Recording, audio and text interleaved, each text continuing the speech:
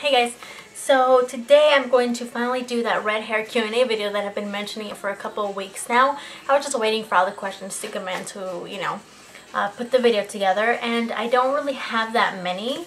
I didn't get that many inquiries on, on my videos or on my Instagram, which is weird because you guys are always leaving me questions about my hair. So I'm kind of surprised that no one left too many questions, which I guess it's good because that means that my videos are informative. Sorry, I'm just looking for the questions that I wrote down. So let me just go ahead and find those and then we can get started. First question, how do you get your hair color, or what color do you use? I cannot say how many times I have gotten that question, even though I repeat it like 1,000 times, and I have videos on it. Like, a lot of my videos are on red hair, so I'm going to link those on the bottom. They're linked on every video that I have ever made. My red hair videos are linked in the description box below. It's that little tab that says show more. It's right down there, you guys. So all my videos are there, and I do, show you guys how I do my hair. What volume do you use? I also mention what volumes I use in the videos.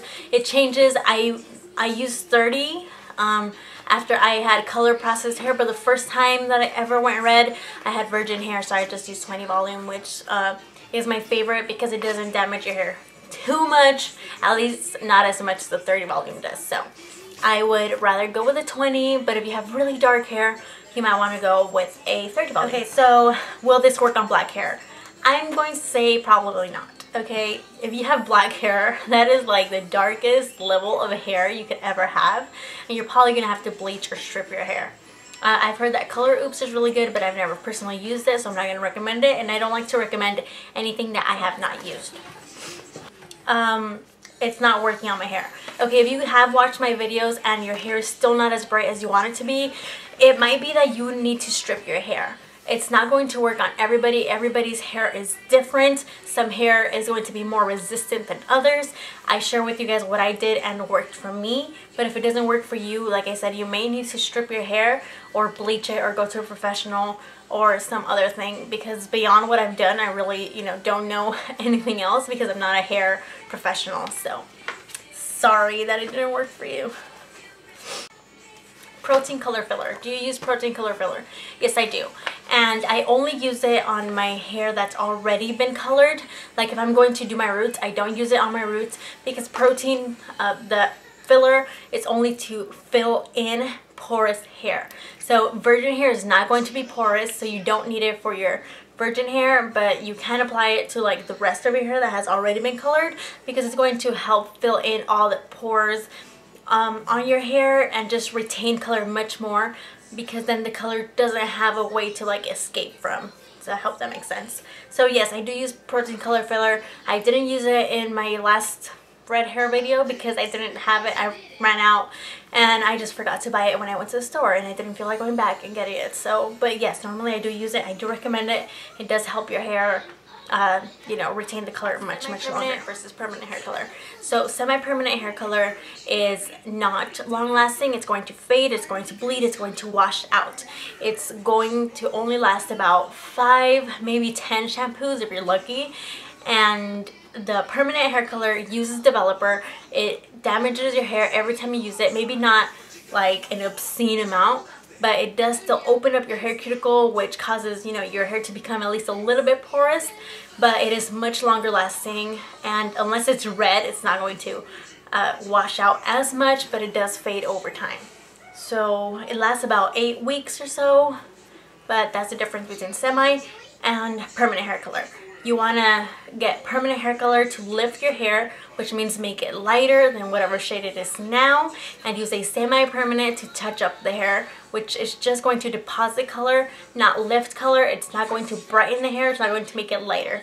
It's just going to like touch it up, liven up the color some. So that's the difference between semi and permanent hair color.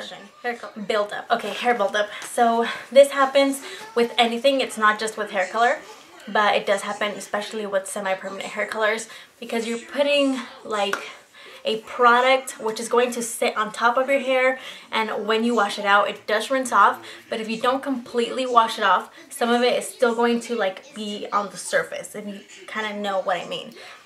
It happens with gels, it happens with hairsprays, it happens with any kind of, you know, thing that you put in your hair. So what I recommend is to put like a vinegar rinse in your hair. You could Google it, look it up on Pinterest, tons of videos on it. All you do is like mix 1/3 cup, I believe, of vinegar with a cup or 2 cups of vinegar, and just, you know, dump it in your hair, leave it in for like 5 to 10 minutes, and then rinse it off. It makes your hair shinier. It, you know, restores the pH balance in your hair and gets rid of any buildup because it acts as a clarifying agent. So I do recommend it that you do it every once in a while. So yeah. So how often do you do the vinegar thing? I do it about every 3 times that I touch up. Although if you do it more often, it's not going to damage your hair. It's actually very good for your hair, so you could do it before every touch up, and you know, it's still fine. I don't do it as often as I should, but when I do apply that vinegar mixture into my hair, it feels so good and soft and just clean after I do it. So it is really good for your hair. Ion versus Manic Panic, and I've only used those 2 brands ever, and I don't hate either one of them. I do prefer the Ion only because I feel like it washes out more completely than the Manic Panic one does, because the Manic Panic I feel like leaves a stain behind, so the more you use it, the darker your hair begins to get, and I hope that makes sense. But the Ion one, like if you don't retouch and you just keep showering your hair or washing your hair, it will eventually completely fade. So that's why I like the Ion one better. But the Manic Panic does last like a really long time as well. Yes, red hair is quite costly because you have to maintain it and touch up, and you have to be buying, you know, all the products that you need to do that. So it just depends how often you wash your hair and stuff, and how often you need to touch up, and how long your hair is. So cost is going to vary depending, you know, like my hair is like shoulder length, and I use 2 boxes of color, and they run about $5 a box, so that's $10 every time I have to touch up, which is quite often. Okay, maintenance. So how do you maintain your hair? So of course you want to wash it as few times as you can, and wash it in as cold water as you can stand, and you know, limit the amount of exposure it has to the sun, because of course sun fades things. If you've ever seen like a piece of furniture that has been exposed to the sun for too long, it's going to be faded. So same thing with your hair, and you want to minimize the use of heat tools because it has the same effect as the sun would. Basically, you need to put a lot of effort into caring for your hair.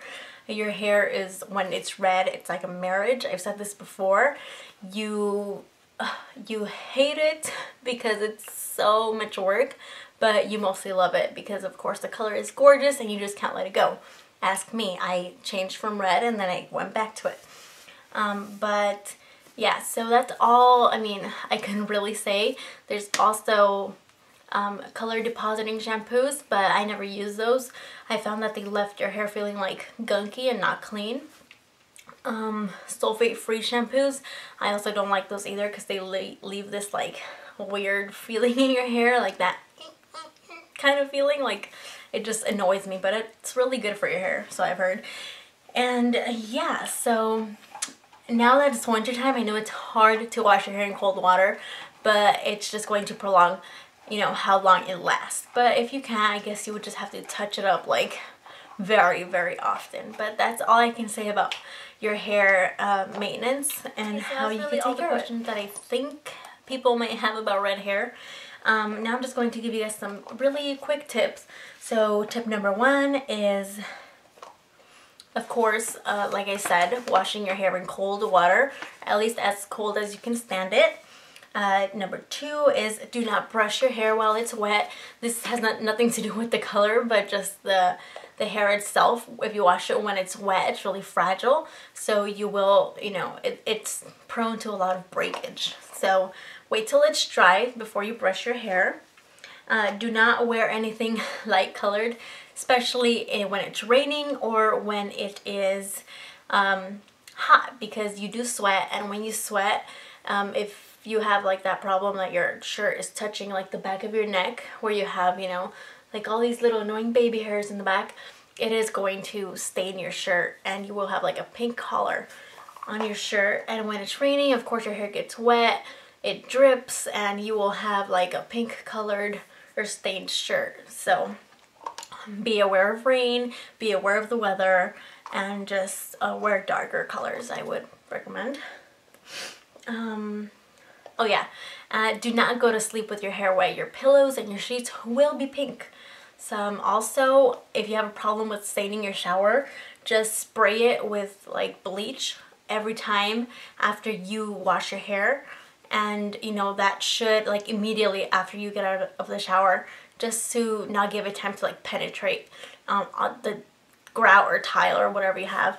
So those are my, I hope you guys found those questions and answers and tips helpful, and the video informative. So thumbs up if this was helpful, and I hope you guys are having a great day, and I'll talk to you guys soon. Bye.